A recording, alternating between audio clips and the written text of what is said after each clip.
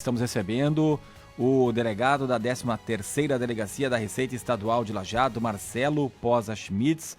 Nós vamos falar, num primeiro momento, mais sobre a questão do IPVA 2025, que já teve o vencimento ali no final do mês de abril, mas também abordaremos o recadastramento de empresas no Simples, para você que tem empresa. Daqui a pouco a gente vai falar sobre isso também. Mas começando pelo IPVA, venceu no 30 de abril. Vamos retomar, Marcelo, por favor, porque nós temos uma mudança. Até o ano passado tinha a questão de final da placa e aí os vencimentos eram diferentes, agora não, está unificado. Eu acho que talvez no primeiro ano gere um pouco de dúvidas ainda, mas vai esclarecer muito mais, não vai ficar na dúvida, minha placa vence tal dia, eu tenho que pagar. Não, agora é tudo igual, questão de parcelamento também. E o que pode acontecer com quem não pagou até o final do mês de abril o IPVA? Tudo bem? Marcelo Posa Schmitz, bom dia. Bom dia, Ricardo. Bom dia, Rita. Bom dia. Bom dia, ouvintes. Primeiramente, queria saudar a todos. Hoje é o dia do abraço, né? Mandar um abraço a todos os ouvintes da rádio. Em relação à mudança nos vencimentos, né, Ricardo? Nós tivemos já no ano passado, com as catástrofes climáticas, né, o vencimento passou para dia 30/6. Então, todo o IPVA do ano passado venceu em 30/6. E esse ano voltou o vencimento normal, que é o vencimento único em 30 de abril. Né? Então, a partir do dia 30 de abril, aquele proprietário de IPVA de veículo que tinha descontos, né? A partir do vencimento ele já perde aqueles descontos de bom motorista, bom cidadão, e começa a sofrer a incidência diária de multa, né? De 0,33 ao dia, né? 0,33% ao dia. Isso. Essa é a multa. E o limite é de 20%, pode chegar a 20% do valor total. Exatamente, o limite de 20%, né, que atinge esses 20% no 60º dia, e a partir dali ele é inscrito em dívida ativa, né, pela Receita Estadual, e está sujeito então a restrições, né, de Serasa, protesto, né, ser protestado também. A Receita Estadual tem uma política de protesto, de encaminhamento para a Serasa. E também, lógico, ele não consegue fazer o licenciamento do exercício 2025, né? Que vence em 30/6, então ele vai também estar sujeito a ser parado em alguma blitz, alguma fiscalização de trânsito. Ele vai estar sem licenciamento a partir do dia 30/6, que encerra o licenciamento de 2024, né? E aí vence o licenciamento de 25, se ele não tiver com o IPVA pago, ele não consegue emitir o documento de licenciamento. Por enquanto, a questão é mais no campo da burocracia, porque ainda não tem, o licenciamento ainda está em vigor. Né? Isso, digamos assim, o dia 24. Ainda vence mesmo para quem não pagou isso. O IPVA. Essa dúvida, a pessoa tem essa dúvida, mas eu não paguei, então eu estou irregular. Quer dizer, né? Não deixa de estar, mas eu digo em relação ao licenciamento, ainda não. O licenciamento tem esse vencimento separado, né? Que é em relação à taxa de emissão do documento, né? Que hoje é digital, né? Na prática, a pessoa está dirigindo, vai ser parada numa blitz.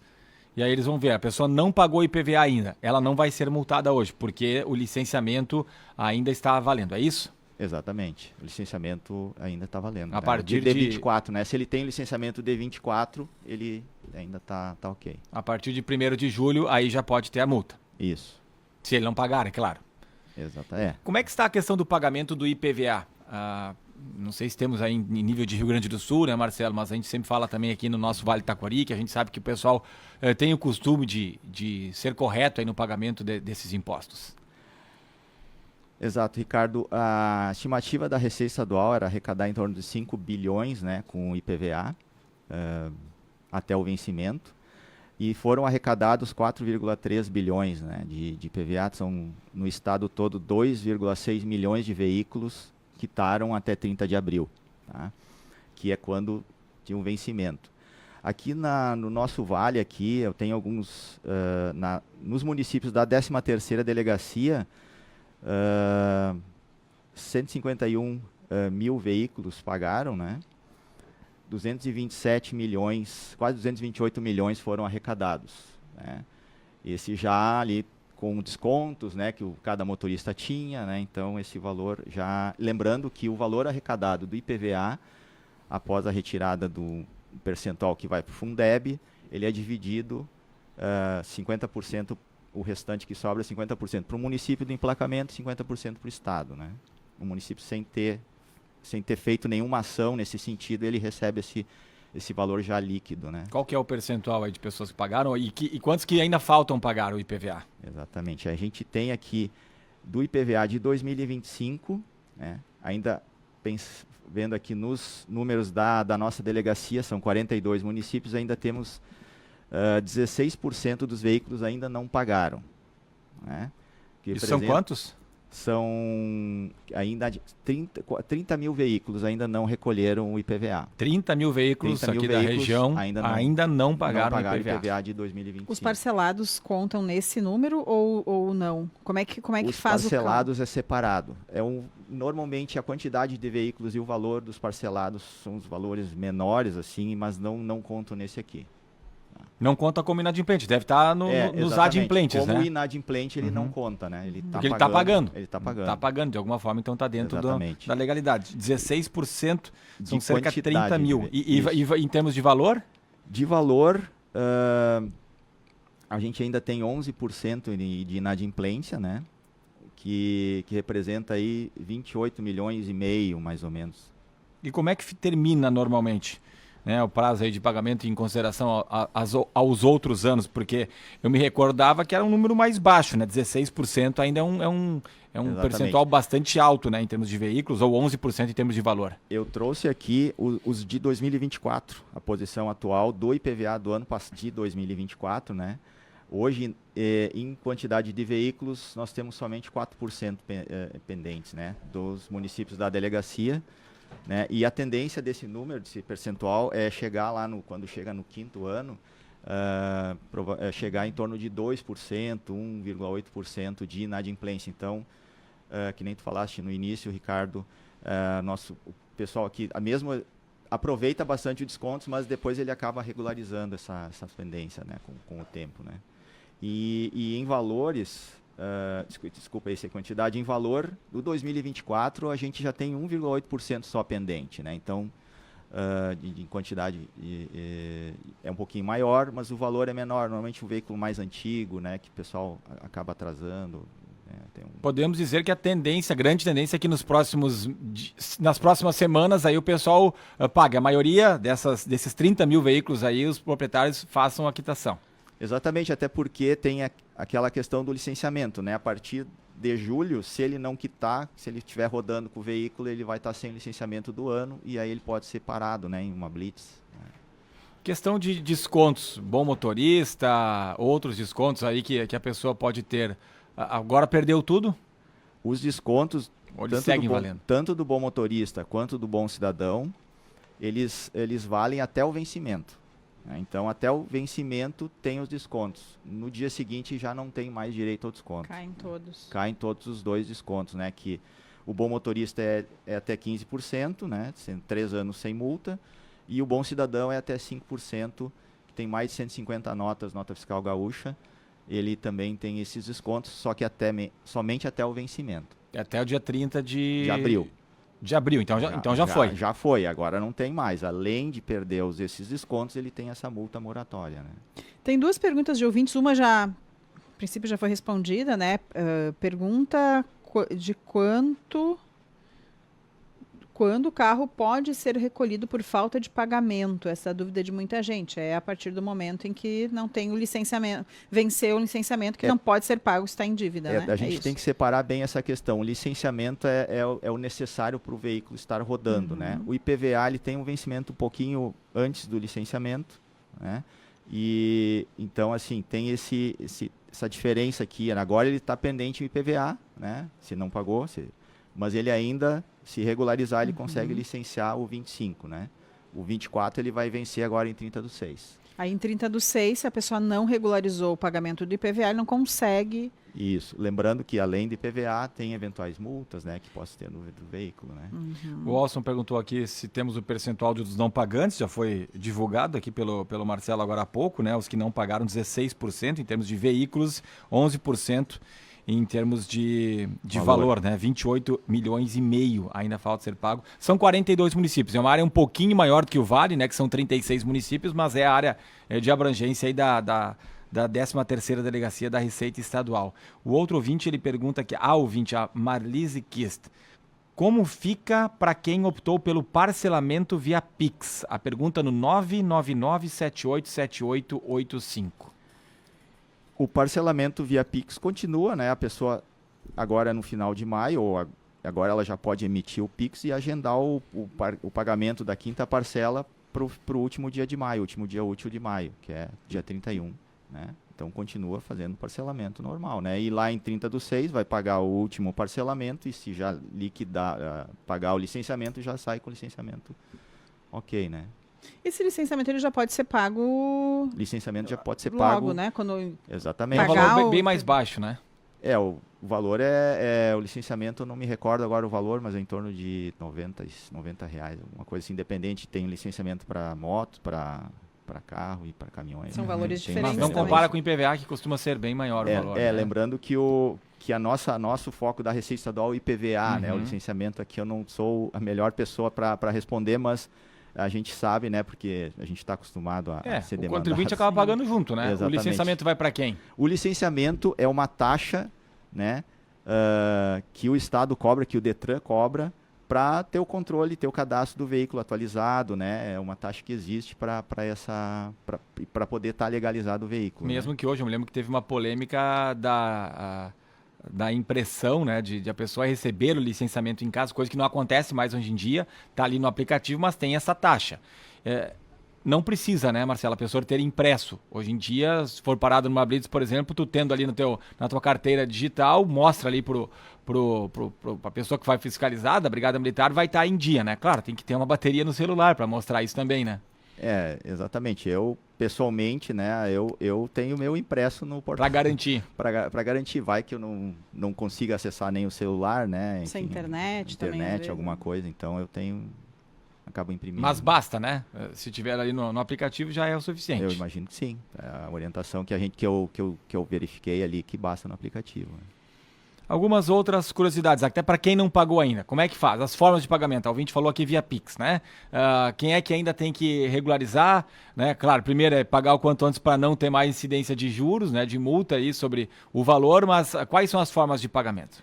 As formas de pagamento com a placa e o Renavan, o contribuinte pode se dirigir a agências credenciadas, né, pela Secretaria da Fazenda, que é o Banrisul, né, os bancos Banrisul, Sicredi e se correntista Banco do Brasil, né, ele pode fazer online também, nesses 3 bancos, se for correntista dos bancos, ou nas próprias agências.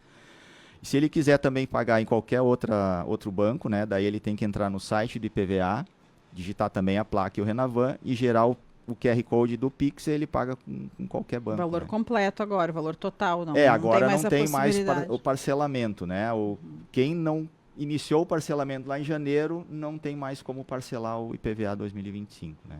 Para pagar online, então, somente nos 3 bancos solicitados, Banrisul, Sicredi e no Banco do Brasil. Isso. Eu tenho a minha conta no Sicredi hoje em dia, então facilita muito, né? Antigamente tinha que ir no banco, tinha que ficar na fila, tinha que levar impresso. Hoje em dia tu vai ali, na hora, já faço numa facilidade, né? E quem não tem conta nesses bancos, ele pode gerar o QR Code, pagar via Pix, lembrando que sempre tem que ter um cuidado, né? Que tem que olhar na hora de fazer o Pix certo ali, tem que ser para a Secretaria da Fazenda, né? Tem o CNPJ da Secretaria da Fazenda para ter o cuidado disso aí, para não cair em algum tipo de golpe, né? A gente já teve algumas reclamações que apareceram lá na repartição e a gente sempre orienta, né, a verificar para quem é que está indo, né? Tem que ser uma conta do Banrisul, a conta da Secretaria da Fazenda, tem que estar escrito Cefaz RS e tem que ter o CNPJ da Cefaz RS. Isso não é enviado por WhatsApp, por e-mail, às vezes as pessoas podem receber, né, um golpe, como se fosse um QR Code para pagamento.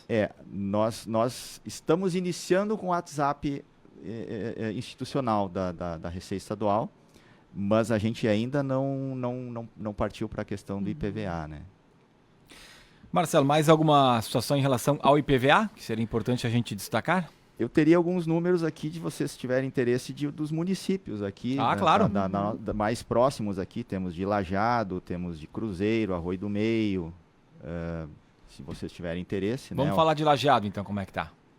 Lajeado, ainda a gente tem 8.600 veículos inadimplentes. Né? De um total de... De um total pagantes de 47 mil, ou seja, 82% já regularizaram. Né? E em valores, Lajeado já arrecadou 65 milhões, tá? Sendo que ainda inadimplentes 8 milhões e meio, mais ou menos.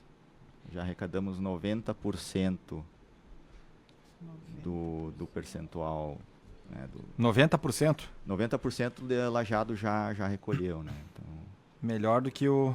Não, tá parecido, né? Porque é 11% Lajeado que nós temos tem na um região, peso né? grande na delegacia, né? Sim. Que é o maior município. Né? Então, aqui em termos de... Algum município que se destaca negativamente aí, Marcelo? Desses que eu tirei aqui, né? Para não tirar todos os 42 municípios, o que tem o maior percentual de inadimplência dentre...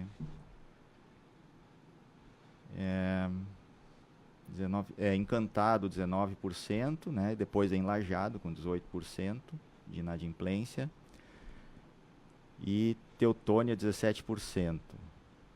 Então esses aí são os maiores aqui entre Arroio do Meio, Cruzeiro, Encantado, Estrela, Lajeado e Teutônia. Então esses são os maiores em percentual de inadimplência. Bom, vamos falar também sobre recadastramento de empresas do Simples, né? Que é uma campanha aí que a Receita Estadual está fazendo. Estamos conversando com Marcelo Posa Schmitz, delegado da 13ª Delegacia da Receita Estadual, que tem a sua sede aqui em Lajeado. Bom, aqui é importante ressaltar, né, que o recadastramento, ele surgiu agora uma alteração, né, na nossa legislação, que o último feito foi em 1994, há 31 anos, né, quando eu entrei na Secretaria da Fazenda, eu entrei fazendo o recadastramento de empresas. E ressaltar a diferença, né, do que vai ser hoje o recadastramento, como vai ser hoje, como era na época. Né? Na época era tudo com papel, com documentos, com livros, com carimbos, e hoje é tudo na palma da mão. Tá? Então, após esses 31 anos de evolução tecnológica aí, a Receita Estadual então decidiu fazer esse recadastramento, e ele vai ser anual, né? Então vai ter todos os anos, né? Os contribuintes vão fazer. Ele é muito simples, né? Para empresas do Simples Nacional, a Receita Estadual já tem um aplicativo Minha Empresa, né? Que o empresário baixa no App Store ou na Google na App Store ou na Play Store, né? E ele acessa com o GovBR e aí já puxa o CNPJ da empresa dele, ele vai ali no aplicativo, tem um banner, recadastramento. O recadastramento iniciou agora em maio, vai até 30 de setembro para empresas do Simples Nacional. Né? A gente tem aí 210 mil empresas inscritas no Simples. Aqui em Lajeado a gente tem 2.500 empresas no Simples. E ele vai ali, ele confirma os dados, né? Confere os dados, se está tudo ok.